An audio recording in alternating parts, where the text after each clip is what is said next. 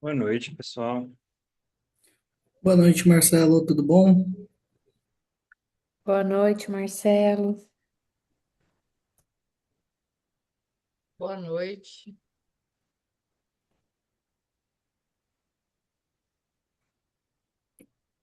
Já estamos gravando, passando o host para você. Deseja Boa realizar o teste? noite.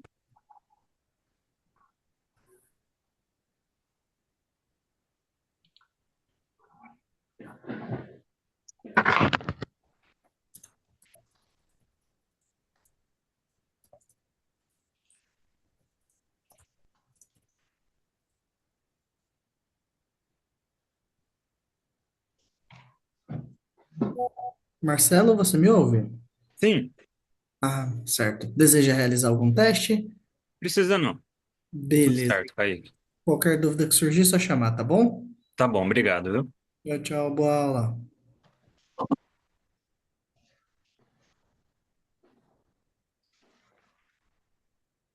Boa noite para quem tá chegando. Só aguardar uns minutos e a gente já começa, tá, pessoal?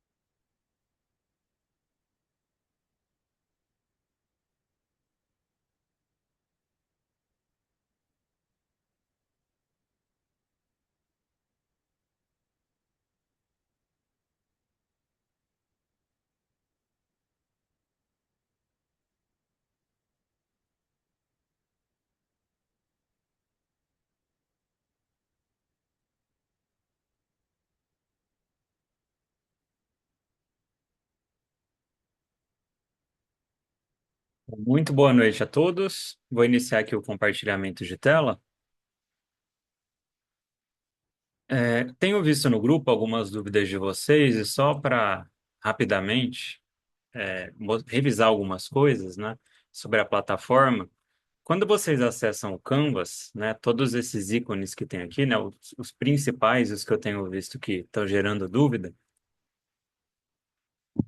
aqui quando vocês clicam em módulos, aparecem as quatro unidades da disciplina que vocês estão cursando, né? Então, o que a gente sempre reforça são esses prazos aqui dos momentos de prática e reflexão, que já ficam todos liberados assim que a disciplina começa, tá? Então, vocês têm até 8 de dezembro para fazer os 4 momentos de prática e reflexão, e aí fica opcional, tá? Esperar ou não a webconferência, porque as perguntas são todas pautadas no conteúdo que está disponível aqui, tá? Tanto no conteúdo dinâmico quanto no conteúdo para impressão, que é o mesmo, tá? A diferença é que esse daqui ele é interativo e esse formato é para que vocês façam download do arquivo PDF. E ao final a avaliação, tá? Que aí, assim, a avaliação ela tem um período de abertura e fechamento, né? Ela não inicia já disponível para que vocês façam, mas dia 2 do 12 é realizada a abertura e fecha no dia 8 do 12, tá? Então, são esses prazos que vocês têm que ficar atentos. E a segunda chamada? Fez tudo, não conseguiu atingir a média? Tem segunda chamada nesse prazo para que vocês recuperem. Em relação às webconferências, todas ficam gravadas, vocês conseguem acessar quantas vezes quiserem. E aqui, a hora que vocês acessam esse módulo de webconferências, que está disponível aqui nessa página inicial, esse terceiro ícone aqui ficam as gravações, tá? Então aqui ó, já está do dia 12. A de hoje está acontecendo agora, então vocês entraram. Amanhã cedo já vai estar disponível aqui também, tá? Então é isso que eu tenho visto de dúvidas e aí só queria recordar com vocês, tá? Mas se forem surgindo é só vocês mandarem aí no grupo que a gente tem o time administrativo lá para dar apoio também, tá? Vamos à aula de hoje. Essa primeira disciplina ela é um pouco mais teórica, né? Então, tem alunos que falam, poxa, eu estava esperando um pouquinho mais de prática, e aí eu falo, calma, porque para a gente chegar na prática precisamos trazer esses conceitos para que faça sentido. E aí, na aula de hoje, a gente fala de competências do auditor e eu dou uma incrementada na aula, trazendo um pouco de revisão da aula que a professora Carolina, né, abordou com vocês na semana passada e trago alguns temas aí mais atuais do mercado. As minhas aulas eu sempre disponibilizo os meus slides e eu coloco no fórum para vocês, tá? Tem outros docentes que a gente tem que pedir autorização. Então, também durante as webconferências, vocês podem mandar para o docente no chat ou perguntar, olha, você disponibiliza a aula? E aí, se ele disponibilizar, eles enviam, mas vocês também, né, podem solicitar no grupo como estão fazendo. Eu já tenho esse hábito, eu deixo para vocês no fórum, sempre disponível lá minhas aulas, geralmente, né, no máximo no período da manhã do dia da aula já vai estar lá para vocês disponível, mas lembrando que o conteúdo que vale é aquele que está no portal, que é ele que é balizador para que vocês realizem as avaliações, tá bom? Não sei se todo mundo, né, se lembra, mas eu sou o Marcelo, então estou no Einstein como coordenador de auditoria de contas, e eu também sou um dos coordenadores do curso de pós-graduação em auditoria, tá? Semana passada vocês viram muito da parte introdutória de auditoria, mas eu queria trazer para vocês, quando a gente pensa em competências do auditor, tem muita questão histórica envolvida, né? Então, se a gente for olhar para a palavra auditor, ela remete a algo muito de contabilidade, né? Então, quando a gente associa o nome de um profissional da saúde com a palavra auditor, muitas pessoas desconhecem, mas porque a origem da palavra vem realmente da contabilidade, né? Então, auditar significa apurar e está muito relacionado a pagamentos, gastos, né? Investimentos. O que acontece é que na área da saúde, lá em Nova York, um médico entendeu que saúde, né, era um mercado e que precisava de um controle, e que a principal ferramenta para realizar essa auditoria, além da assistência prestada, era o registro de toda essa assistência. E aí ele começou a entender que aquilo era importante. Então, o que a gente tem de publicação é que realmente começou a estruturar uma auditoria mais de forma sistemática lá em meados de 1918, e depois na área da enfermagem isso também começou a aparecer um pouco mais tarde, em 1955. No Brasil, a primeira publicação lá na década de 70, também começando na área médica e depois enfermagem e demais áreas, porque o que a gente tem visto é necessidade de equipe multi, né, para analisar principalmente algumas cobranças, né, específicas. Então, fisioterapia, fisioterapeuta que tem que avaliar, né, principalmente terapias realizadas em clínicas, né, e a gente vai tendo todos os serviços tendo a necessidade de avaliação multiprofissional. Em 1983, no Brasil, a gente teve o reconhecimento de cargo do médico auditor. E é interessante que nessa época tem uma as ações de auditoria, elas eram muito no sentido de não vamos pagar porque é caro. Aplica a glosa, que é o não pagamento de alguma coisa, em honorário médico. E aí o auditor ficou com essa figura de uma pessoa que está ali só para dificultar e não pagar a conta. Então, por isso que até hoje, quando escutam nas áreas assistenciais, né? Olha, está chegando o auditor, as pessoas entendem que é alguém que vai dificultar o processo. Inclusive quem é auditor da própria instituição, tá? Então, tem esse contexto histórico que acaba remetendo, né, essa dificuldade e essa figura do auditor que hoje a gente está tentando desmistificar, que não está ali para dificultar, e sim para garantir, né, que as coisas ocorram conforme as normas e regras e para diminuir o número de fraudes que existem, né, em grande quantidade no nosso país, principalmente nesse mercado. E a auditoria de enfermagem no Brasil começou lá no Hospital Universitário de São Paulo e depois foi se disseminando, né? Então, é claro que se vocês vasculharem a literatura, pode ser que vocês encontrem alguma coisa, mas o que a gente tem de literatura científica mais consolidada são essas datas e é o que vocês acabam encontrando ao procurar. Nos meus slides, pessoal, eu sempre coloco aqui na parte inferior as referências, tá? E a maioria estão disponíveis para consultar em sites mesmo da internet. Então, vocês conseguem acessar essas informações. E a primeira normatização de auditoria na área da saúde começou aí, foi publicada em 1984. Então, isso só para vocês terem ideia de como isso tudo começou. Definição de auditoria. Então, eu gosto destas duas porque elas trazem não só a parte financeira, mas também algo importante que é a qualidade da assistência, né? Então, este autor aqui ele fala que é uma avaliação sistemática da qualidade da assistência e que também é realizada pela análise do prontuário versus a cobrança hospitalar. Então, eu sempre gosto de reforçar que a auditora olha sim o paciente, né? A gente tem modalidade de auditoria para isso, mas a gente precisa ter a documentação. Qualquer coisa que aconteça com o paciente no serviço hospitalar, em uma clínica, um evento, né? Esse prontuário precisa ser analisado. É o que está escrito ali que é válido, né? Então, os auditores se baseiam nestas informações. Até porque a gente não está presente em todo momento vendo o que está acontecendo. Então, aquilo que não está registrado não aconteceu. É exatamente esse o papel que o auditor que está ali trabalhando no serviço de saúde tem que ter com a equipe assistencial e o auditor da operadora tem que cobrar esses registros para pagar, né? Porque senão ele não tem evidência para realizar o pagamento de nada. Então, isso é bastante importante porque não existe, né? Ah, eu acho que foi feito. Não, se não tem evidência, tem coisas que são inerentes, né? Obviamente, que são impossíveis de não terem sido realizadas, mas a gente precisa minimamente de algum documento que comprove que aquela assistência foi prestada. E pensando um pouco o que que a gente espera, né, desse profissional e já entrando na temática de competências, nós temos a ANS que faz toda a parte regulatória e que os auditores seguem essa regulação, os beneficiários que querem, né, cada vez mais ter o acesso garantido, e aí eu vou ter operadora e prestador, né, e aquele jogo de eu não vou pagar isso, o hospital querendo cobrar por algo devido ou indevido, a gente tem vários cenários. E a auditoria como uma estratégia para manter essa atividade, todo esse sistema funcionando, né? E dando muito suporte técnico em relação ao que é regulação, né? Como que tem que ser solicitado autorização de procedimento, quando que é devido ou não, e mantendo essa qualidade assistencial. Então, o nosso papel, ele também é muito conectado com a assistência, né? Não é meramente um papel administrativo.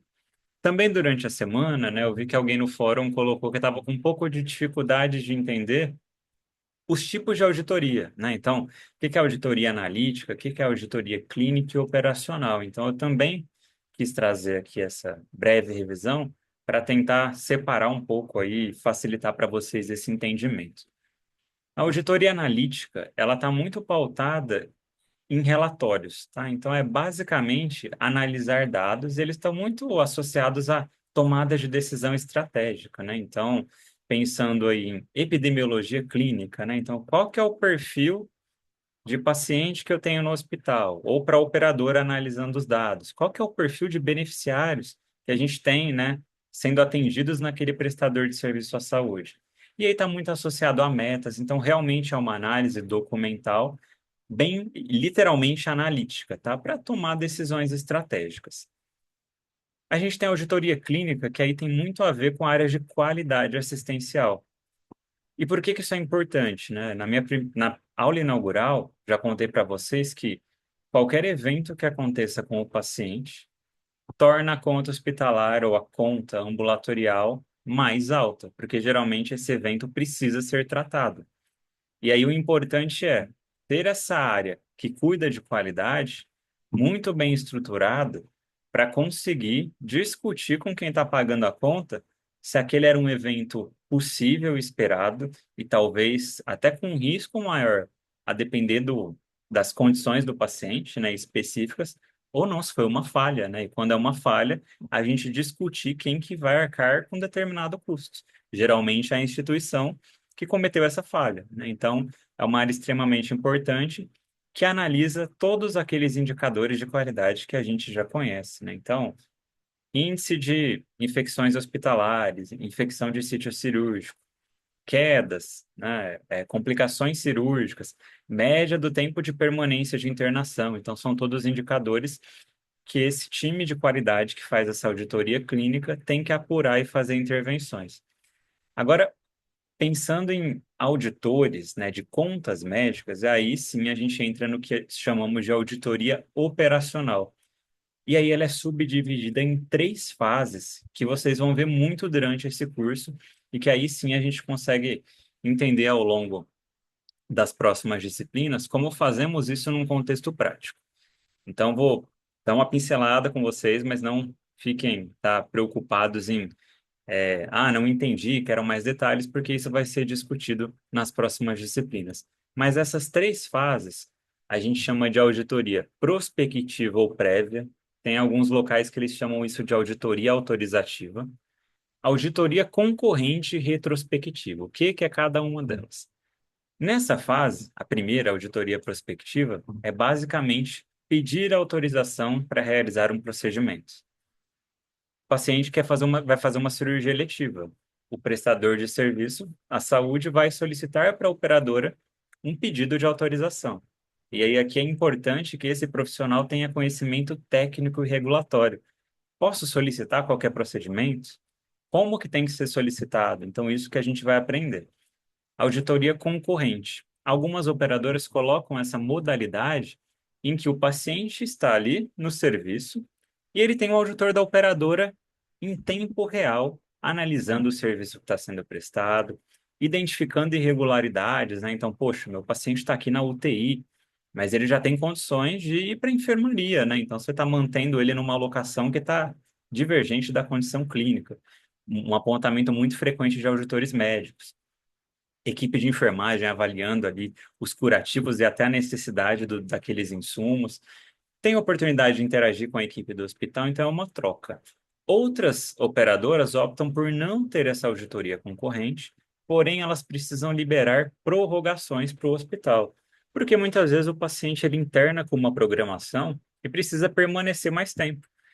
E aí eu preciso prorrogar, autorizar as diárias excedentes desse paciente. Então, muitas operadoras elas vão pedir o quê? Um relatório médico detalhando a condição do paciente ou as evoluções de rotina que sejam anexadas no portal da operadora, pensando em segurança da informação, para que essas diárias sejam liberadas. Ou seja, o auditor ele não está ali vendo o paciente, mas ele está fazendo isso à distância, tá? Eu particularmente gosto de ter o auditor da operadora nessa fase de auditoria concorrente. Por quê? É uma oportunidade de troca, de estabelecer ali também confiança e desses profissionais, né, realmente discutirem a condição do paciente. Devido ao número, né, de serviços que prestam assistência à saúde, a quantidade de beneficiários por operadora, principalmente as operadoras que têm menos vida, não conseguem, né, manter esse ritmo de auditoria e acabam fazendo essa concorrente à distância, liberando aí com base em documentações. Deixa eu ver se alguém mandou algo no chat. A auditoria concorrente seria uma auditoria clínica? Tá, Elaine, ela está na fase de auditoria operacional, porém, ela pode ter interação com a auditoria clínica, considerando que o auditor que está lá avaliando, né, essa prestação de assistência pode identificar qualquer uma dessas irregularidades, né, ou regularidades relacionadas à auditoria clínica, né? Então, ele vai ter acesso ao prontuário e às evoluções retrospectivas, né, dos dias anteriores e as atuais. Então ali ele já avalia, poxa, o paciente teve queda, teve uma lesão ali, né, bateu a cabeça e aí teve que pedir exame complementar. E aí ele pode questionar, né, falar, poxa, isso daqui foi uma falta de cuidado que vocês tiveram, né? O paciente caiu porque ele não estava bem assistido, então eu não vou pagar esses exames, bem como todos os insumos necessários para tratar essa lesão. É uma opção do auditor e isso é discutível. Então, tem sim muita interação com a auditoria clínica. Por isso que eu falo que a auditoria de contas médicas está muito conectada com a área assistencial, porque a gente está auditando o processo assistencial, né? Então, a gente não está auditando meramente informações de prontuário. Por isso que é bom, traz previsibilidade para o hospital. Por quê? Quando não tem uma auditoria prospectiva muito bem feita, ou seja, a operadora coloca lá tudo para o robozinho liberar, tudo liberado. Essa auditoria concorrente que basicamente também vai liberando tudo. O que que acontece que é muito discutido hoje na auditoria? A hora que chega nessa fase de auditoria retrospectiva, ela tem esse nome porque a gente está olhando para o passado. Nós chamamos isso de negociação de contas, consenso, que é a fase em que eu estou olhando para o passado. Quando o auditor interno do hospital faz isso, ele está olhando para o passado para garantir a cobrança. Não pode esquecer de cobrar nada. Terminou a conta, o auditor da operadora geralmente vai lá no serviço avaliar esse prontuário. E aí, o que que pode acontecer? O auditor médico pode verificar que tem honorários em duplicidade ou algum honorário incluso no procedimento principal, vai lá e aplica a glose. E aí, o que que o médico assistente fala? Fala, poxa, mas vocês autorizaram quando eu mandei esses procedimentos. Então, isso causa grandes divergências, né? Então, tem até um pouco a ver com essa resolução do CFM aí, que está, né, em pauta no momento, relacionado a essas liberações que depois ficam tendo, né, muitas glosas aplicadas, sendo que a gente já tem os processos. Mas eu sempre reforço nas minhas aulas que a gente nunca pode entender que a autorização é garantia de pagamento. Porque muitas vezes a gente está pedindo alguma coisa e acontece outra completamente diferente, tá? Então, principalmente em procedimentos cirúrgicos, onde pode, né, acontecer algo de ter um excedente em relação a materiais, mudar a técnica cirúrgica ou até acrescentar procedimentos. Então, isso faz com que a gente não possa utilizar a autorização como garantia de pagamento. Bem como a hora que o médico, o auditor, está ali analisando o prontuário, se ele identificar alguma inconsistência importante, né, que pode até ser contraditória à documentação prévia enviada, isso pode ser um motivo até para a negativa integral da conta. Então, eu vi também que alguém já se antecipou e perguntou: o que que é glosa? Tem material? Glosa é exatamente quando a fonte pagadora, né, a operadora ali, junto aos seus auditores, está falando: olha, eu não vou pagar determinado item ou eu até posso não pagar a conta inteira. E aí o hospital, junto ao seu time de auditoria, tem que avaliar se concorda ou não com aquilo, tá? Então, a auditoria é uma só, então por isso que a gente tem que ter o padrão regulatório é único, a ética, né, e toda a questão de cobrança e pertinência é única. A diferença é que quem está ali no hospital é para garantir a cobrança e jamais esquecer de cobrar algo, porque para quem está prestando um serviço, esquecer de cobrar algo é prejuízo. E para quem está pagando a conta, pagar aquilo que é devido, tá? Porque senão também gera prejuízo e aí esse sistema se desequilibra. Então, é essa a diferença, tá? Mas a auditoria é única, então Eu escuto muito falando, mas auditor de operadora age de um jeito e do prestador de outro, né? Então, isso é totalmente incompatível, né, com o que a gente aprende, porque a análise da conta, ela é única, tá? Não deveriam existir divergências, o que pode ter é discussão em relação a essa pertinência, aquilo que é ou não devido. Marcelo, Pode é, falar. me tira uma dúvida. Quando acontece essa glosa, em que momento, na verdade, assim, o auditor da operadora vai falar com o prestador? E aí é feito essa glosa, o prestador concordou. Aí eu queria ver se na parte da orientação é feito isso por escrito, orientação, por exemplo, do exemplo que você deu, da queda.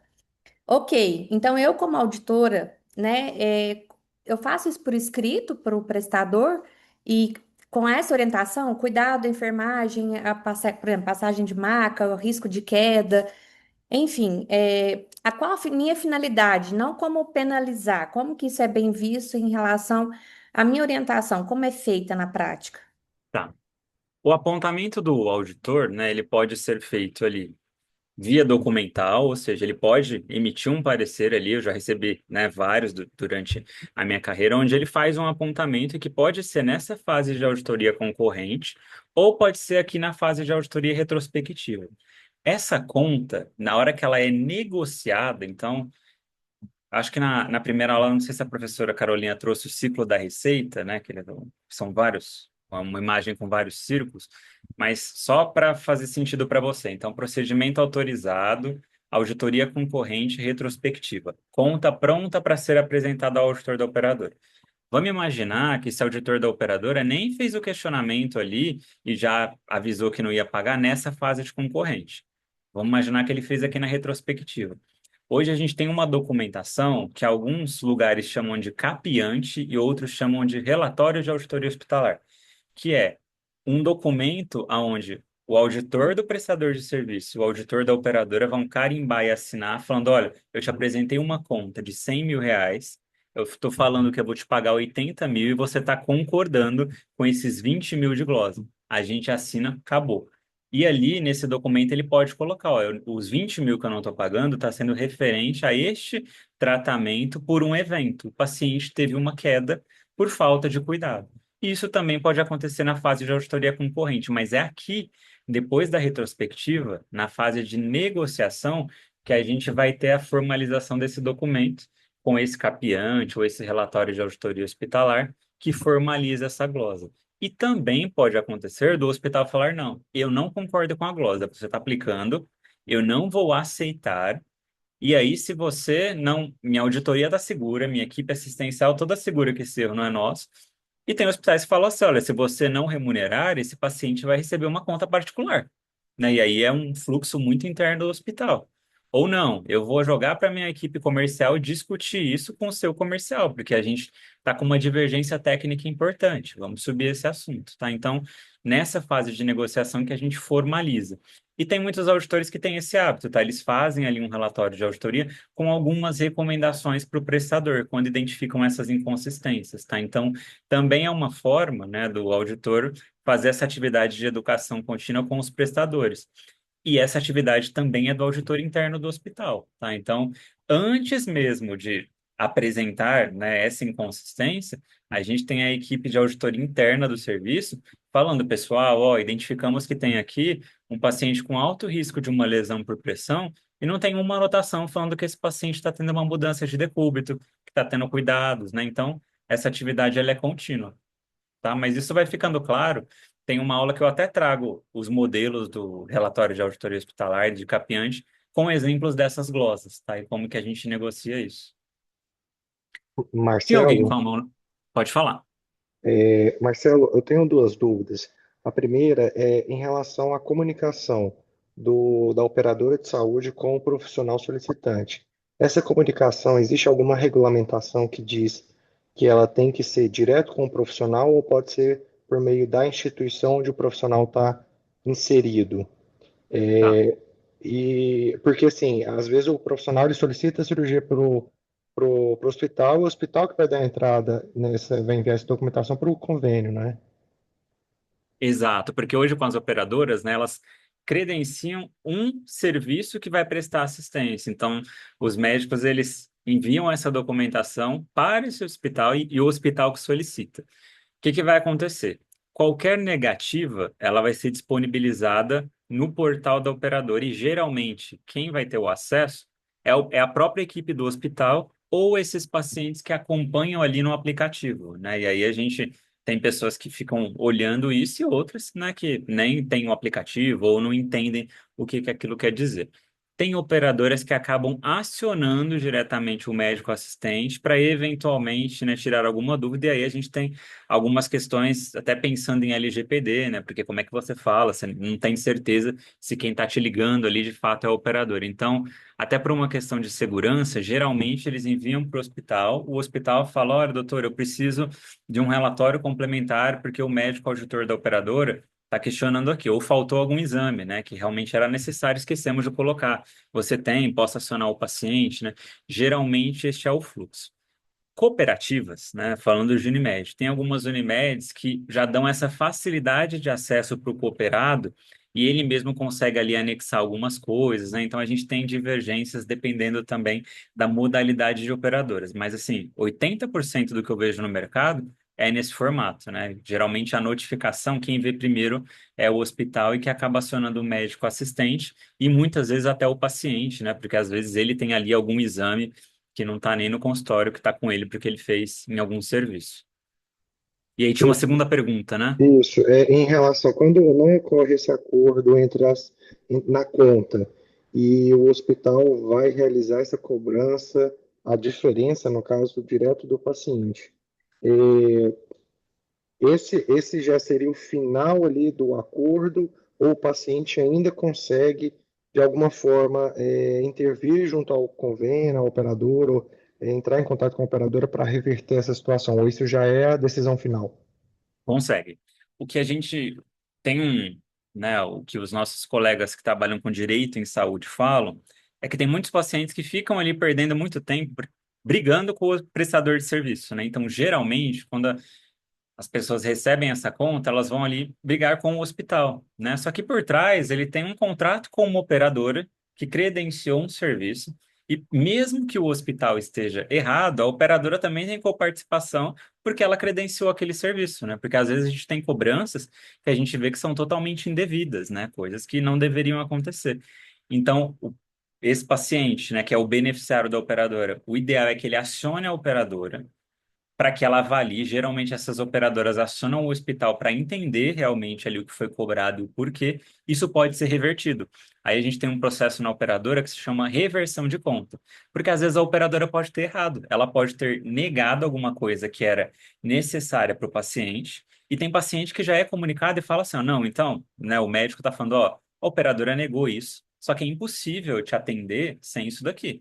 Você concorda em pagar particular e depois você se entende com a operadora? A pessoa fala, não, concordo. Quanto que é? Ela vai lá, paga e vai depois se entender com a operadora. Ou ela não paga e fala, ó, operadora, recebi essa conta, né? Por que que você negou? Muitos pacientes, infelizmente, têm que acionar advogado, né? Então acaba tendo aí mais um gasto com honorários de profissional, né? Honorários advocatícios para conseguir. Mas tem operadora que não, hoje tem esse fluxo. Ó, o paciente me acionou por essa cobrança particular, nós vamos cobrir, né? Então eu vou pagar, por favor, cancelar a conta. Então só é final quando realmente a operadora falou que ela não vai pagar aquilo, o hospital vai querer muitas vezes manter a cobrança, e aí o paciente, né, enfim, acaba acionando meios jurídicos, porque quando ele entende que aquilo não é devido, tá? Então tem sim essa possibilidade de reversão por parte da operadora. Obrigado. Imagina. A Natália mandou aqui, ó. Só apresentar a conta. Percebemos que um código não foi cobrado, um material, e eu, como auditora enfermeira, percebo que não foi cobrado tal procedimento ou material. Devemos sinalizar ou pagar apenas o que nos foi apresentado e cobrado, tá? Então, já passei por essa situação, tá? É permitido fazer cobrança do que foi glosado diretamente ao paciente. Em relação à primeira, né? Eu já passei por essa situação. Eu sempre avalio muito ali, porque também a gente não pode fazer o trabalho do outro, né? Então, se eu estou do lado da operadora, eu avalio ali que tem algo faltando, né? Aí vai muito de coleguismo. Eu tive situações de estar analisando um procedimento que tinha um OPMI de mais de 150 mil reais e esqueceram de cobrar. E aí, assim, praticamente seria, né? Eu representaria 80% da conta. muito, assim, provavelmente, esse prestador de serviço iria perceber, né, que ele deixou de cobrar isso em algum momento. Ou não, né, mas imagino que iria. E aí ele iria acionar a operadora para fazer uma cobrança complementar. Então, esse foi um caso que eu devolvi essa conta e falei, olha, dá uma olhada, porque eu acho que está faltando o OPME, né? Então, é claro que a gente também precisa, né, sentir muito ali do prestador, né, como é que é esse serviço e essa qualidade da cobrança, porque senão toda vez você vai chegar para analisar a conta e você vai ter que devolver conta para arrumar, né? E você está trabalhando para o prestador, sendo que ele deveria ter um serviço de auditoria que apresentasse a conta completa. Então, eu costumo falar assim, ó, dessa vez eu avisei, pode ter uma segunda, na terceira eu não falo mais. É responsabilidade de vocês. E tem a operadora que já coloca ali no contrato que não aceita conta complementar após determinada quantidade de dias, tá? E aí fica de um ônus para o hospital. Então, Já isso aconte... já Desculpa. aconteceu? Já aconteceu de me cobrarem o código e aí eu ver que não cobraram, digamos, o catéter, né? Não. Então, aí, assim, não bate, né? Porque cobra o código, você vai precisar do catéter, enfim. Exato. E é muito comum, tá? Porque assim, o formato de lançamento hoje, pessoal, não é? Eu brinco que gostaria que fosse igual ao supermercado, onde você passa ali na esteira e tudo é bipado, mas principalmente esses materiais de alto custo, né? Eles envolvem etiquetas para serem bipadas ou lançamento manual. E assim, na quantidade de atendimentos que os hospitais recebem hoje, né? Tem serviços que têm mais de 500 leitos. Então, assim, se a pessoa é um hospital que é muito dependente, tem pouca tecnologia, depende muito da auditoria para ver ali se não esqueceu nada, é uma piscada que a pessoa dá, passa um item desse, tá? Então realmente pode acontecer. E aí, né, fica muito da negociação, a operadora se ela vai aceitar ou não esse complemento, né? Aí começa. Tá. O que eu queria te perguntar em relação à legislação, assim, se não me foi apresentado, a gente pode ter essa questão de coleguismo, sinalizar, pedir mais atenção, uma, duas vezes, mas tu não tem que necessariamente toda vez que tu vê que tá faltando coisa na conta, que tu percebe que tá faltando, sinalizar. Você pode auditar com o que lhe foi apresentado. Exato, porque você tem que analisar se a cobrança que te foi apresentada, se ela é ou não pertinente, né? Aí não, você que está do lado da operadora, não é o teu trabalho ficar Sim, sinalizando o prestador de que está faltando. Só que aí o que pode acontecer e o que, né, depois ele vai querer cobrar um complemento. Aí tem que ver se existe fluxo para isso, como é que está lá no contrato, porque tem operadoras uhum, que já, entendendo que isso acontece com elevada frequência, colocam lá, olha, depois de 30 dias do pagamento da conta, eu não aceito mais nada e qualquer é, complemento vai ficar de ônus para você. Aí é uma falha do hospital. Aí, nesse caso, não tem nem pertinência de mandar no particular, porque, assim, é um erro do serviço, né? Um erro de faturamento. E aí o hospital também precisa, né, ter aí a consciência de que um erro de faturamento dessa magnitude é ele que precisa corrigir, né? Não dá para transferir essa responsabilidade para o auditor da operadora, tá? sim. E aí a A segunda cobrança do que foi pergunta que eu tinha glosada, te né? feito é da questão da cobrança. Se a gente glosa um determinado material, enfim, um código, e a pertinência, né? Não daquela glosa, né? Tem uma justificativa pertinente. E é possível esse hospital fazer a cobrança diretamente para o paciente? Tá. Sendo que eu, como médica, vi que não tinha necessidade, digamos, de usar um material que é muito mais caro, não Uhum. tinha pertinência para a utilização. Isso é Tá. legal? Esses hospitais, todos os hospitais operadoras têm os times jurídicos que têm esses processos e esses fluxos do que tem que fazer. Geralmente, esse é um caso extremo, né? Por quê? Quando você aplica glosa ali, seja num material, né? Porque pediu autorização de um material nacional, e aí você foi ver, tá lá que usou um importado que é 10 vezes maior, e aí você fala, poxa, tem uma diferença de preço. E aí chega nessa divergência onde o hospital tá ali, inflexível, você falando não, né? Aí a gente tem que entender muito bem, porque aí nesses casos envolve muito a negociação do material, é diferente de quando eu estou discutindo pertinência técnica, né? Então eu falo, olha, isso daqui não é necessário, né? Então você usou por uma questão, você está falando que faz parte da tua técnica, mas não é necessário, não tem evidência, não está na literatura. Então, nestes casos, a chance do paciente conseguir, né, via judicial e até, né, receber ali por aquilo, fazendo com que o hospital, né, até o reembolse em relação àquilo que cobrou, danos morais, enfim, a equipe jurídica que cuida disso é muito maior.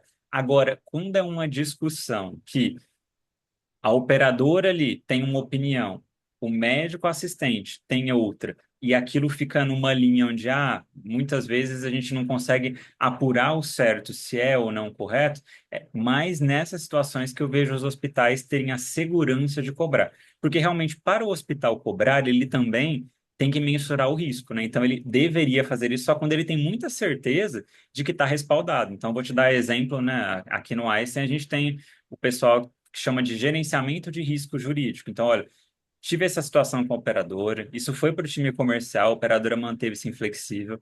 Foi analisado pelo nosso time de prática médica, que é um time de médicos independentes, né? Além do cirurgião que reafirmou que aquilo está dentro da prática, dentro do esperado. Estamos todos seguros de que isso é pertinente. Está no rol, né? Então foi uma questão ali do profissional da operadora. Aí o pessoal fala, ó, temos segurança para enviar a cobrança particular, porque aí e orientar até o paciente, né? Se ele quiser recorrer a meio jurídico, se ele quiser recorrer à operadora, fica com opção dele. Mas precisa ter todas essas fases, porque senão o que vai acontecer? O hospital vai cobrar, o paciente aciona jurídico, ele ganha ainda por em cima daquilo por danos, tá? Então tem que ter isso muito bem estruturado. Acaba sendo algo que os hospitais fazem para fazer a operadora reanalisar aquilo, né? Então são atitudes mais extremas, né? Eu tento sempre manter nas negociações, os nossos médicos auditores também, essa negociação mais positiva, né? No sentido de tentar resolver ali tudo entre nós. Então, em situações em que o hospital tem que absorver mesmo um custo porque errou, né? Principalmente pensando nesses materiais de alto custo, onde hoje a gente tem um mercado gigantesco com um monte de fraude, o mesmo material no estado de São Paulo 10 mil, aqui em Goiânia 40, e aí você, né, não tem acesso. E depende muito do que está no contrato, né? Então, eu sempre falo que o contrato, ele previne muitos problemas, né? Então, poxa, se eu tenho dificuldade com fornecedor, com material, faz uma tabela própria, né? Fala, ó, operador, eu só tenho essas opções, vamos negociar preço, facilita a nossa vida, né? Então eu acho que tem muita possibilidade de negociação que previne esses erros. Obrigada. Imagina. E a Letícia levantou a mão aqui também? Isso, tudo bem, Marcelo? Boa Tudo bem? noite. Boa Eu noite. queria tirar uma dúvida também da nossa prática, né? A gente passou por uma situação recentemente em que o hospital, essa questão de conferência, né? A gente paga o que de fato está confirmado. O Perfeito. hospital parou de mostrar as comprovações dos materiais usados em centro cirúrgico. E aí, a nossa auditora, né, se posicionou referente, né, ao não pagamento, visto que não tem nada confirmado, não tem nada comprovado. Como é que você me cobra aí 10 fios de sutura de uma cirurgia sem de fato ter a comprovação? E aí a justificativa do hospital é de que eles têm uma comissão interna de prontuário e que esta comissão interna deles avaliou e julgou que não seria necessário ter esse tipo de comprovação para as salas, né, para o setor do centro cirúrgico. Existe algum respaldo técnico para isso? Tá, vamos lá. Quando a gente fala de OPME, né, tem legislação sobre a documentação necessária. Você falou aí de fios. A primeira coisa que teria que entender né, se esses fios eles têm ali dentro da normativa do OPMI, tem um documento do Ministério da Saúde, eu posso até colocar lá no fórum para vocês, onde ele classifica, né, o que que é material de consumo, o que que é OPMI.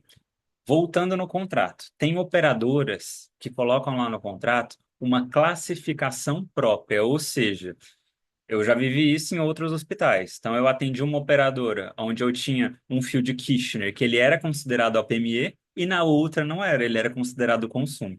Então, a primeira coisa que tem que verificar é isso. Se de fato, né, ele for ali um OPME, independente de classificação de contrato, né, tem itens que é impossível não ser é, o prestador ele tem que apresentar comprovação, tá? Tem que ter etiqueta de rastreabilidade, por quê?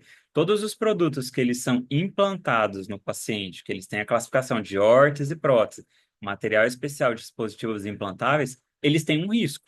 Porque esse paciente pode precisar de uma revisão, ele pode ter alguma intercorrência com aquilo. Então, até para segurança, o que a legislação fala é que não só o hospital tem que ter a guarda deste documento, como o paciente também deveria receber, no caso dele ter aí passar mal e ele procurar algum serviço, o médico precisa saber ali o que está implantado nele.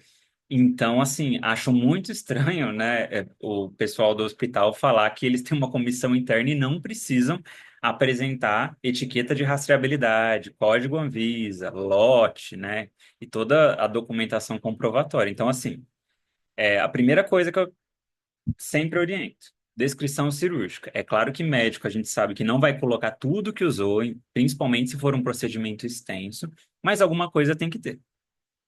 Exame de imagem, né? Se eu estou falando ali de uma prótese, pensando em ortopedia, eu tenho um exame de imagem para ver placa, parafuso, entender se faz sentido. Terceiro, a documentação tem que estar disponível e anexada no que a gente chama de nota de débito, que é aquilo que foi utilizado e que geralmente o cirurgião carimba e assina junto com alguém da equipe, na presença, né, ali daquela equipe, assinando e atestando que aquilo foi utilizado. Então, assim, mesmo faltando aí uma etiqueta, se não tiver nenhuma comprovação de quantidade, me estranha muito. Eu só verificaria essas questões, tá, em relação à nomenclatura. Então, o OPMI, ele tem lá uma definição e os materiais, né, que são considerados, e se ele for, precisa sim ter. E tem outras situações também que muitas vezes o item ele não é um OPME, só que a operadora ela pode colocar ali no contrato ou até fazer esse acordo junto entre a auditoria de que algumas coisas elas precisam minimamente de uma evidência mais estruturada. Vou te dar um exemplo. Um dos hospitais onde eu atuei só tratava queimados. Então, eram pacientes que tinham uma demanda de curativos que muitas vezes não eram classificados, mas que usava uma quantidade para cobrir assim, o corpo inteiro. Então, aquilo se tornava, né, um valor muito importante. E aí, tinha ali com o operador um acordo de que, olha, minimamente tinha que guardar aquelas embalagens. Então, tem esses acordos. Agora, do nada, parar de te apresentar e falar já me estranha, porque aí me parece, a impressão que eu tenho como auditor é, poxa, tá querendo esconder alguma falha, uma fragilidade. Não é comum ter essa mudança de negociação durante o processo sem uma formalização prévia. Tá? Então, é essa a visão que eu tenho.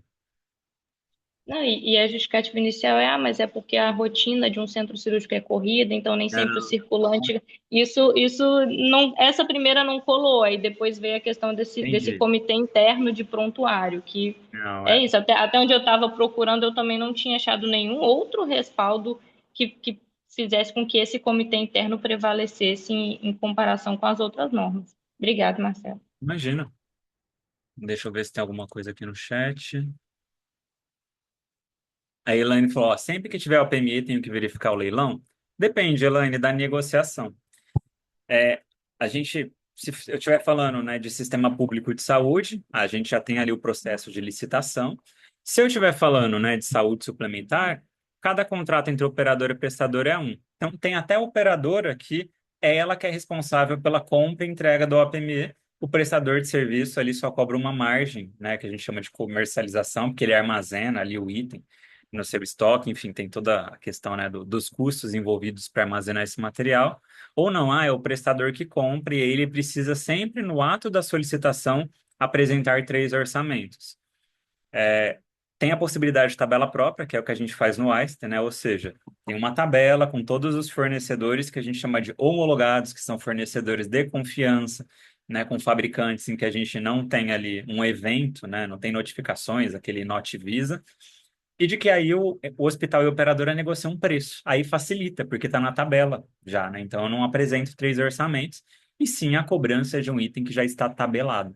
Então são várias possibilidades. Se for modelo, né, de nota fiscal mais margem, aí o prestador de serviço, né, além de enviar esses três orçamentos, no pós-cirúrgico, ele vai ter que apresentar a nota do que foi utilizado para comprovar ali aquela margem que ele está cobrando. Então, tudo isso depende muito da negociação, tá? E aí cada serviço comercial de hospital e de operadora que chegam nesse consenso, tá?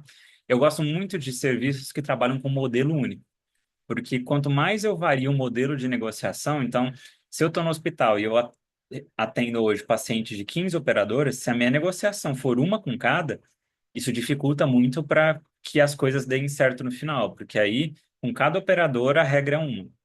Mesma coisa para quem está na operadora, né? É óbvio que alguém nesse lado vai sair perdendo, né? Porque ou a operadora, se ela tem um modelo único, os prestadores vão ter que se adequar, e prestadores que trabalham com modelo único vão querer convencer a operadora a se adequar ao modelo dele.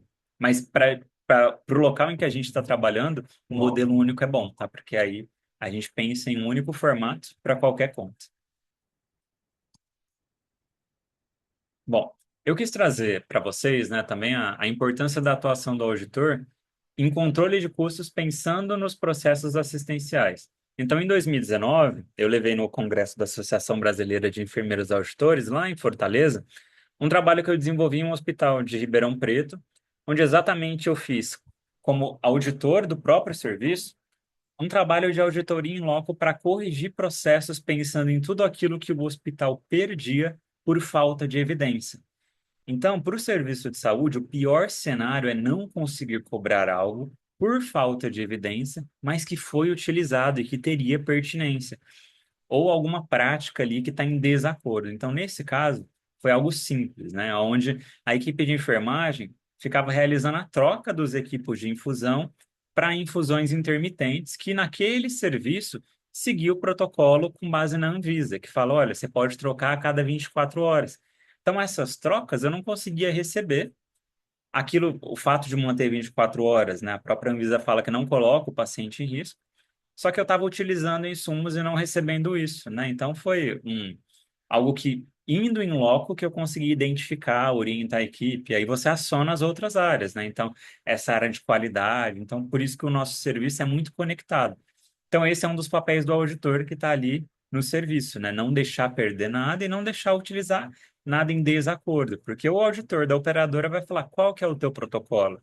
Se o teu protocolo é a troca para infusões intermitentes a cada 24 horas, então, por medicação, eu vou te pagar um por dia. Algo simples, né? E que gera muitas vezes um impacto significativo. Então, só quis trazer como exemplo para vocês. Outra coisa, as infecções. Custa muito caro, tá, gente? Assim, tratar alguma infecção relacionada à assistência à saúde, principalmente aquelas que ficam ali evidenciado que foi por alguma falha assistencial. Então, o que os hospitais têm que fazer é ter, né, esses pacotes de medidas, os famosos bundles, para reduzir riscos e prevenir essas infecções. Essas infecções, né, as IRAs, elas aumentam muito o custo da conta hospitalar para tratar a infecção, muitas vezes com necessidade de antibióticos, né, de altíssimo custo, aumenta dias de internação e aumenta risco de mortalidade, né? Então, pensando na qualidade assistencial, prejudica muito. E eu quis trazer um estudo só para vocês terem ideia. É claro que é um estudo, tá? Então, isso daqui não é verdade absoluta, mas só para exemplificar que neste serviço eles avaliaram o impacto de infecções nosocomiais em UTI, de um hospital filantrópico de Minas Gerais. Olhem que interessante. Dos 974 pacientes em UTI, 887, né, tiveram ali uma internação sem nenhum tipo de infecção, permaneceram internados por 3 dias, gasto por dia de internação naquele serviço, 359, e um gasto por paciente de 1.093. Destes pacientes, 87 tiveram alguma infecção relacionada à assistência à saúde. Olha o tanto que aumenta a internação, de 3 para 15. O gasto por dia praticamente dobra. E aqui o gasto por paciente vai de 1.093 para 9.700.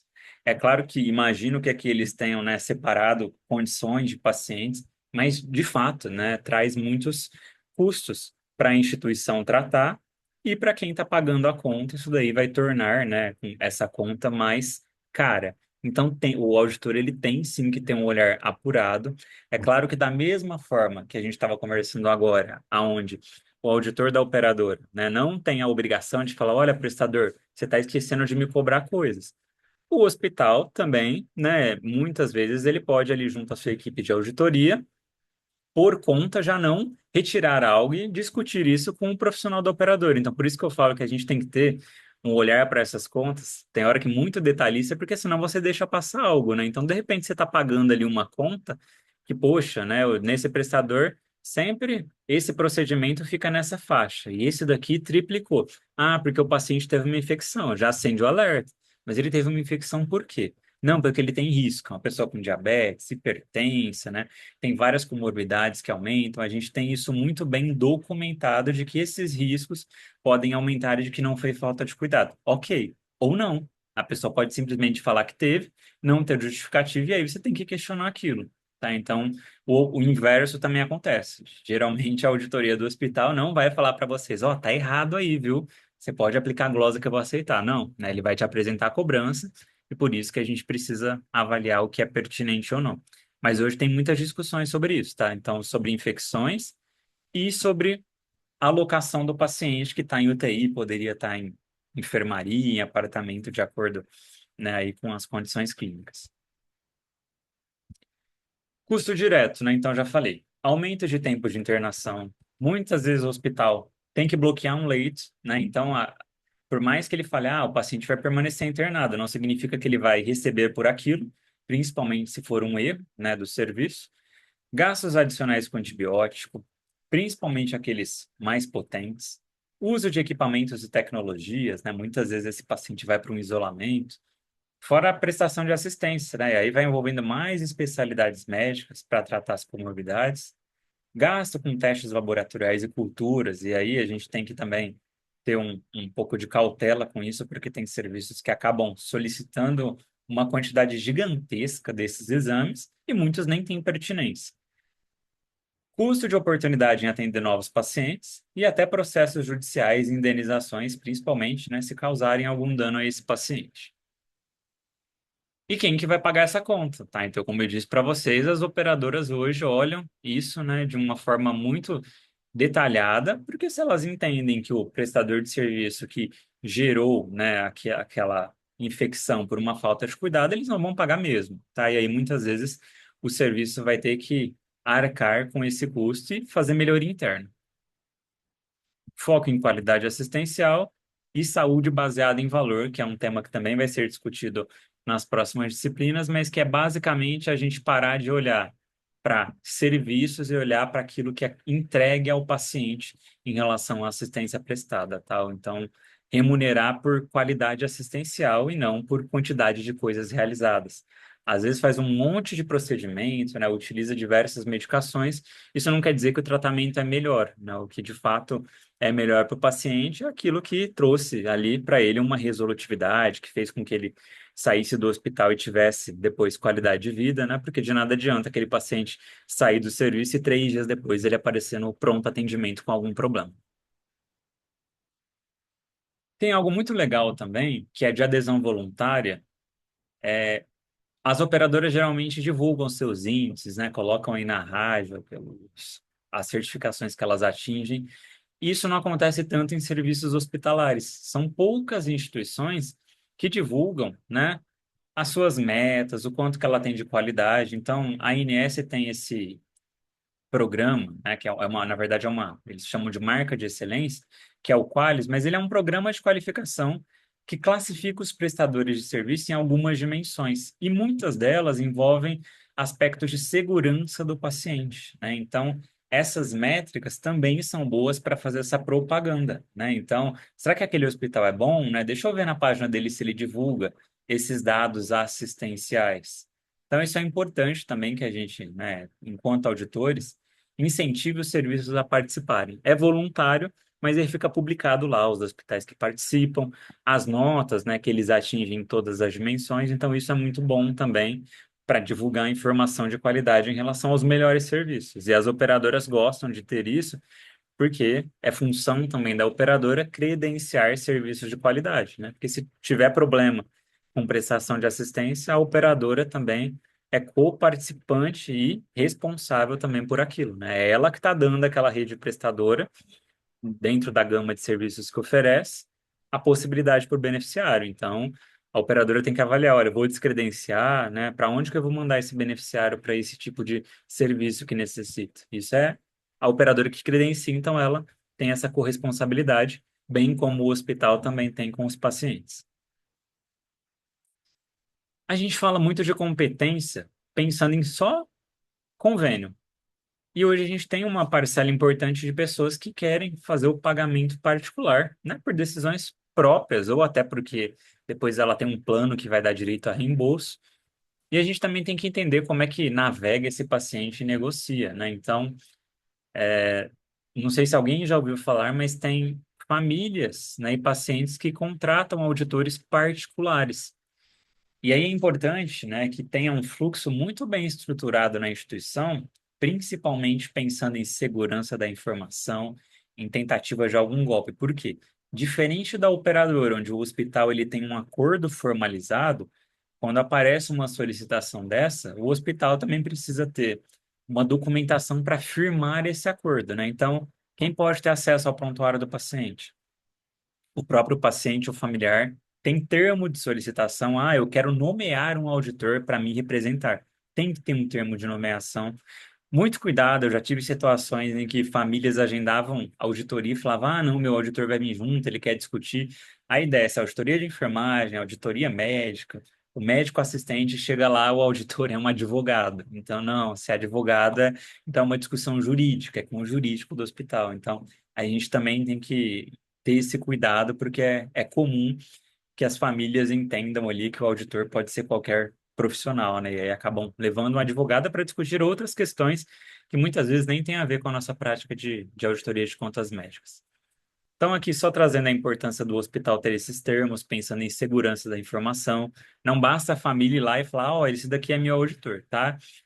A partir do momento que a família solicitou o prontuário, que ela preencheu termos, né, que tem ali um responsável legal, se o familiar fornece o prontuário para o auditor, aí é puramente responsabilidade dele, tá? O que tem que tomar cuidado é com o serviço fornecendo a um terceiro sem um de acordo do paciente ou do seu responsável legal, tá? Então é sempre isso que eu gosto de reforçar nas aulas.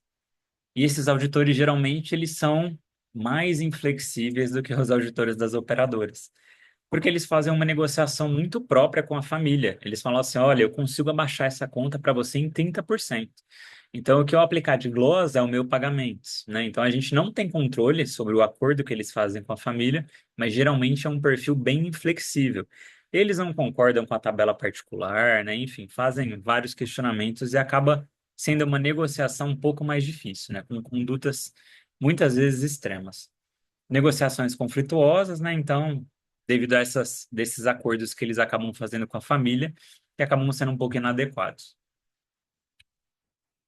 E é importante também que esses serviços tenham ali um ponto focal, né? Que no Einstein a gente chama de serviço de atendimento ao cliente. Então, qualquer, né, paciente particular que queira, né, enviar o seu auditor para discutir com a auditoria do hospital a conta, né, a gente tem centralizado nesse serviço que já entrega essas documentações para nomear esse profissional. A gente faz um cadastro, né? Então, qual que é o conselho de classe? É enfermeiro, é médico, é fisioterapeuta, né? Se tem ali alguma documentação prévia com questionamentos, ou se não, ele vai avaliar presencialmente o prontuário e analisar a conta, assim como um auditor de operadora faz. A gente precisa ter muito cuidado com esses profissionais, nesse sentido de garantir todo o respaldo, tá? Mas é algo que tem acontecido, eu vejo até comercialização de alguns cursos chamados Auditoria da Família, tá pensando nesses pacientes particulares.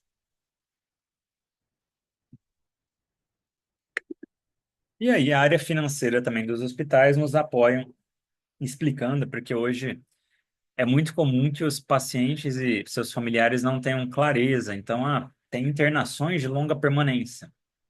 Como que funciona? Como que eu tenho que ir pagando essa conta, né? Eu tenho que fazer um aporte, eu tenho que ir pagando, né, em determinadas quantidades de dia a partir da internação, porque imaginem que o hospital, principalmente internação de longa permanência, assim como nós cobramos contas parciais das operadoras, isso acontece também com os pacientes particulares, né? Porque senão, se eu não for apresentando as contas, essa pessoa pode ter uma surpresa gigante. A variação de custos hospitalares é enorme, tá? Então, um paciente que precisa tratar ali alguma condição e eu vou utilizar uma medicação de alto custo, o meu custo médio da conta pode aumentar, triplicar de um dia para o outro. Então, é importante também ir apresentando o que a gente chama de contas parciais, e isso as áreas financeiras dos hospitais apoiam junto a essas famílias, tá? Então, é um fluxo bem diferente, mas eu quis trazer aí, ó, esses apontamentos porque pode acontecer com vocês. E agora, só para trazer essas questões de habilidades, né, que a gente tem que ter e que são importantes para os auditores. E aí é algo mais teórico, mas que vale a pena refletir. A parte de conhecimento, né, de regulação e legislação é inegociável. Então, a gente tem que conhecer o que que é rol da ANS, que é tudo que a gente ensina nessa pós, o que é a regulação, o que que as normas falam e ter atenção para essas atualizações, porque as coisas elas mudam, né? Então, prazo de atendimento, né? Inclusão na ANS de novos procedimentos, diretrizes de utilização, tudo isso a gente precisa estar atualizado. E como é que é esse fluxo todo para que a gente siga essa regulação em um formato adequado? Conhecimento técnico, né? Esse é um diferencial importante porque a gente discute prestação de assistência à saúde. Então, a gente precisa também se manter atualizado. E é muito comum que as pessoas que migram para a auditoria e aí acabam se afastando da assistência, né, parem de se atualizar. Então, também tem que ter essa participação ativa para identificar tudo aquilo que está mudando, né? Então, as tecnologias mudam muito rápido, protocolos hospitalares. Então, a gente tem que conhecer.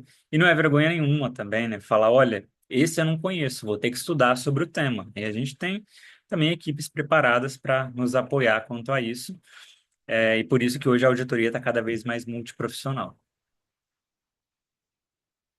Análise e gestão de custos. Isso quem está na operadora, quem está no hospital, quem está na corretora. A gente precisa fazer essa análise, assim como agora há pouco alguém falou, né, a gente tem muito problema com material, custos, itens caros. Então a gente precisa sim questionar, né, onde eu tenho disponível para fazer ali um bloqueio para dor, uma agulha que custa R$ 500 e o médico assistente está me pedindo uma de 50 mil. O que que aquilo entrega de diferente para o paciente? Né? Será que realmente tem um custo-benefício para aquele paciente ou não, né? Trata-se simplesmente de uma escolha de um material, mas que não, em relação a este daqui que custa muito mais, é muito mais barato e custo efetivo, eu não tenho nenhuma diferença.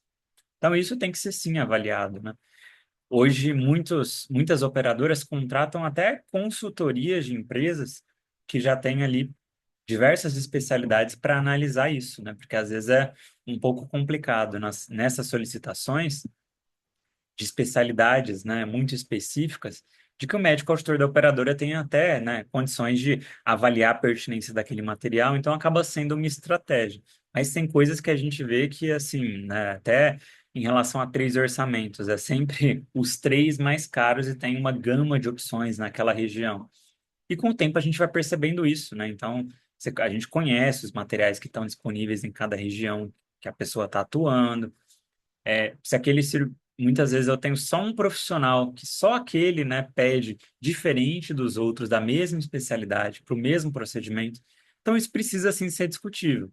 E é claro que o médico assistente também tem toda a liberdade de justificar o porquê que ele está pedindo aquele material em relação aos outros disponíveis, tá? Então, isso também é importante. Muitas vezes pode ter uma pertinência ali, assim como hoje a gente tem aí operadoras liberando algum procedimento extra-hall, porque entendeu ali, com toda a documentação enviada, que para aquele paciente faz sentido. E aquilo vai trazer, muitas vezes, até uma economia na jornada dele durante o tratamento, tá? Então, eu acho que o importante é sempre ter a evidência e ter essa consciência de que tudo isso vai custar para alguém. E a gente precisa manter a sustentabilidade do sistema, utilizando de forma consciente.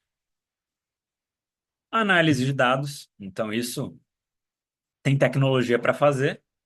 Geralmente a tecnologia dá um número. E aí o que a gente vai fazer com esse dado fica como papel do auditor, né, em relação à necessidade de educação continuada, em relação a uma operadora que precisa sinalizar alguma prática de prestador que ela pode julgar ali que está gerando gastos excessivos. Então, esses dados apoiam muito na auditoria e eu sempre sou a favor de ter tecnologia, né? Cada vez mais a gente tem aí softwares e tecnologias muito boas para nos apoiar nesse sentido.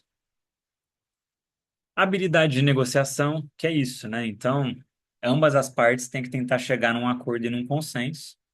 A gente sempre tenta chegar no ganha-ganha, mas tem hora que um ganha e outro perde, tá tudo bem, né? Porque, de fato, podem ter erros ali de ambas as partes.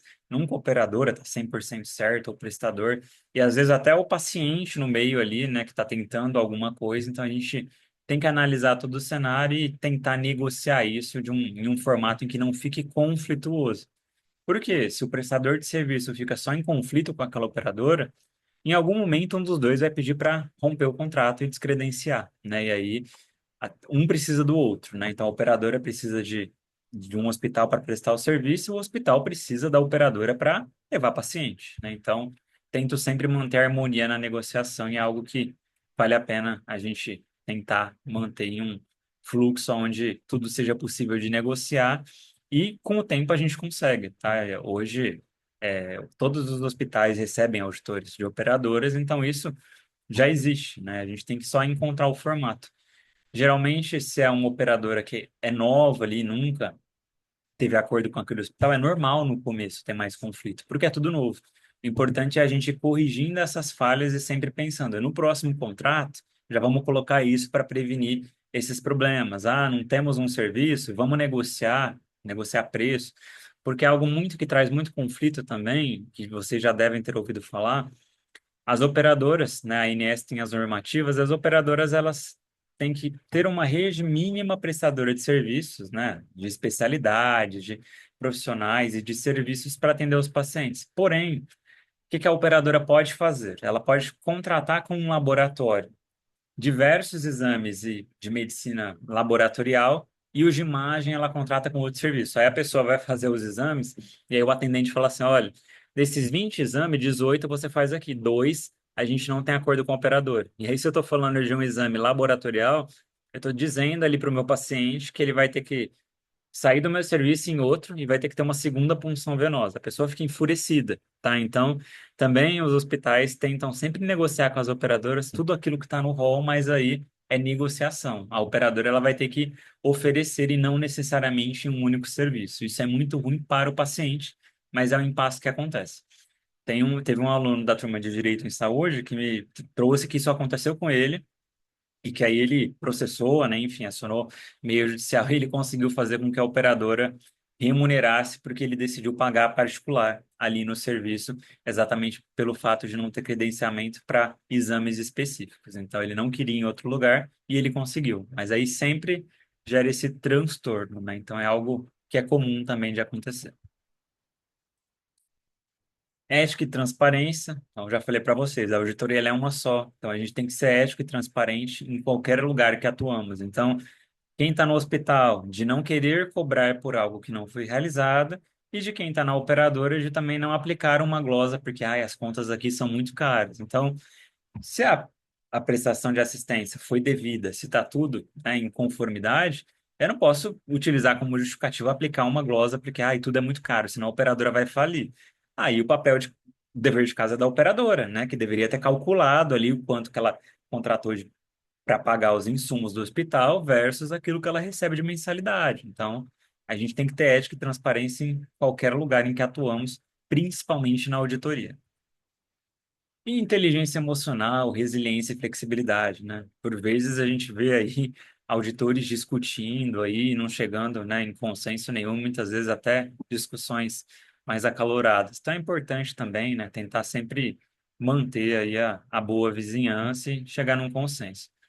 Hoje a gente tem um grande problema que é, né, a divulgação de muitas informações rápidas, principalmente nos meios digitais e muita gente opinando, né? Então as coisas elas acontecem com uma velocidade muito grande, às vezes, né, principalmente para o paciente, aí que é o beneficiário das operadoras, ele tem uma compreensão equivocada, muitas vezes por não ter esse conhecimento prévio e técnico do que deve ou não ser autorizado, e aí a gente tem uma confusão danada. Então, também as operadoras hoje estão tentando fazer um trabalho muito educativo com os pacientes, principalmente porque alguns são envolvidos em fraudes sem mesmo saber, né? Então, quando a gente for discutir fraudes, é algo que é muito comum, são clínicas estéticas que falam assim para o paciente, olha, eu consigo te atender e fazer procedimento estético pelo plano de saúde, e aí eu faço um reembolso, que eu chamo de reembolso assistido. Você nem precisa me dar aqui nada em relação à remuneração, você me dá a sua carteirinha que eu mesmo peço para o operador. O que essas clínicas fazem é fraude, tá? Eles burlam documentações totalmente falsas, colocam que realizaram procedimentos que estão no rol para um paciente que tem direito a reembolso, e aí ele está com todos os dados do paciente, e aí o paciente muitas vezes recebe o dinheiro na conta bancária e aí a clínica falou, agora é só você me transferir. E a pessoa acha que está tudo bem, né? Então, tem uma rede aí de fraudes, né, bem grande no nosso país e algumas muito bem articuladas, né? Então, por isso que a gente tem que ter todo esse entendimento, né? Porque tem hora que até o paciente ele está envolvido ali ou como vítima ou até participando ativamente, né? A gente teve, tem aí aquelas notícias da máfia do OPME. Então, é um mercado muito grande, por isso que precisa ter auditoria, para que realmente a gente mantenha a sustentabilidade do sistema. Tem notícias aí de operadoras que com ônus milionários aí de fraudes que acabam descobrindo depois, e aí quando descobrem já não tem mais como fazer nada, né? Porque aí já é passado, já não consegue mais acessar informações, mas enfim, a gente também, eu trago alguns exemplos em outras aulas. E organização e gestão do tempo, e aqui mais uma vez eu reforço a importância da gente usar tecnologia, né? Então, entra cada vez mais pessoas na saúde suplementar. Para quem atua com a auditoria do SUS, o SUS não dá conta de olhar 100% de todos os serviços. Então, a gente tem que usar a tecnologia para olhar aquilo que não necessariamente precisa de uma análise técnica de um auditor, mas que me ajuda e auxilia a economizar tempo. Porque o que a gente cada vez mais vai ter mais conta para olhar, mais autorização chegando na operadora, mais procedimentos sendo incorporados, e aí, se a gente faz tudo manual, uma hora não dá conta mesmo, né? Ao ponto de auditores analisarem superficialmente algumas contas ou só olharem para os itens mais caros e deixando passar um monte de coisa, tá? Então, tecnologia é uma grande aliada nossa nesse processo, e aí tem várias, de verdade, muito boas, cada vez melhores para nos apoiar. A gente utiliza algumas na instituição que trazem essa agilidade. Fora os sistemas, né, que as operadoras já têm, que os hospitais que também facilitam. Falando em fraudes, tem operadoras que têm setores antifraudes muito bons com essas tecnologias que vão ali jogando algumas métricas e falam, olha, isso daqui está fugindo do padrão. Principalmente para aquilo que a gente acaba não tendo tempo de olhar. Exame laboratorial. Dificilmente auditor de operadora, né, aquilo ali é liberado conforme solicitação, um ou outro que cai para análise técnica, e aí ninguém vai olhando. Então, tem robôs que a gente já consegue parametrizar para me gerarem ali algumas divergências, né, de exames repetidos, né, ou de exames em um intervalo muito curto de tempo em diversos prestadores. Tecnologia é muito boa para nos apoiar nesse sentido. Não substitui a nossa análise técnica, mas nos direciona para economizar esse tempo. E trabalho em equipe, né? Então, a auditoria, né, envolve profissionais administrativos, profissionais de diversas áreas, fora quem está ali na assistência, que muitas vezes vai dar o apoio e vai trazer alguma informação valiosa para a gente. Turma, era isso. Passei aí 14 minutos, né? Mas eu acho que é importante para trazer esse detalhamento. Se tiverem dúvidas, agora também fico à disposição. Eu vou postar no fórum para vocês, já que tiveram essas dúvidas de OPME. O manual, ele é um manual do Ministério da Saúde, onde ele traz, eu vou até falar as páginas, da obrigatoriedade de documentação que os prestadores de serviço têm que ter, tá? Então, isso é legislação, é inegociável. Esses itens, eles precisam ter alguma comprovação até para a segurança do paciente, tá?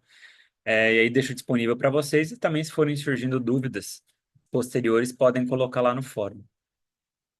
Tem mais alguma dúvida? Tranquilo? Bom, ó, vou ter Deixa eu só. outras aulas. Pode É, falar. é rápido, é rápido. No Imagina. material, no material disponível ali tem uma parte que fala do profissional obter algumas certificações, Certo. né, no intuito de qualificação, enfim, comprovação dos hard skills, provavelmente. Aí a minha dúvida é, quais são especificamente essas certificações e onde se conseguir essas certificações? Tá. Falando especificamente de conselhos de classe, né? Hoje a gente tem, tanto na parte médica, quanto em enfermagem, na odonto também, os órgãos que emitem as certificações e que geralmente vocês vêm buscar a pós-graduação para depois fazerem essas provas de título, né? E para ter lá essa certificação. Que geralmente são essas ali que os conselhos de classe dão para vocês como título, né? Para que vocês realmente sejam ali profissionais auditores. Que hoje no mercado não é algo que é exigido. Então, vejo poucos serviços falando assim: olha, você tem que ter essa prova de título para eu te contratar. Geralmente, o que os serviços hoje pedem é experiência prévia, né? E que aí é difícil a gente entrar no mercado sem essa experiência, e pós-graduações que mostram que a pessoa teve ali minimamente um investimento de conhecimento, tá? Então, geralmente são essas titulações que são citadas, né, como um diferencial. E aí entra realmente como um diferencial. que vai sim facilitar, né, a entrada no mercado de trabalho para quem nunca teve experiência em auditoria. Certo? Inclusive o CFM, eu tinha enviado uma dúvida para eles que um aluno de outra turma me perguntou em relação aos pré-requisitos que tem lá no edital. E eles falaram que vão publicar um novo agora, que eles vão mudando a cada ano, né? Então, muitas vezes eles exigem até um período de experiência, né? Conforme cada categoria profissional. Assim que eles soltarem, eu aviso vocês para que já se planejem para, né, principalmente os médicos aí que querem realizar a prova e a ABEA, que é a dos enfermeiros, divulga também, assim como os outros órgãos, né? E lembrando que muitas pessoas me perguntam, o que que cada um pode auditar, né? Aquilo que está dentro da sua área de competência, né? Então, até essa confusão que teve aí com a divulgação dessa resolução do CFM, né? Ao meu ver ali, né, as pessoas estão confundindo auditoria médica, auditoria de enfermagem é outra coisa, e a gente tem que separar, né? Cada um olhando ali para a sua respectiva área. Deixa eu ver aqui se tem alguma coisa no chat. Sugestão do João para as próximas, para deixar perguntas para o final, acho que é válido também. Eu deixo muito isso, né, a vocês à vontade, né? Se quiserem fazer durante ou ao final. Mas tranquilo, se tiver mais dúvida, pessoal, de verdade podem colocar no fórum, tá? Que eu apoio e verifico lá. Certo? E eu vou postar o material de OPME sem falta. Já vou, tenho ele disponível, já coloco agora. Tá bom? Boa noite a todos e encontro vocês em próximas aulas, tá? Obrigado aí. Boa noite, obrigada.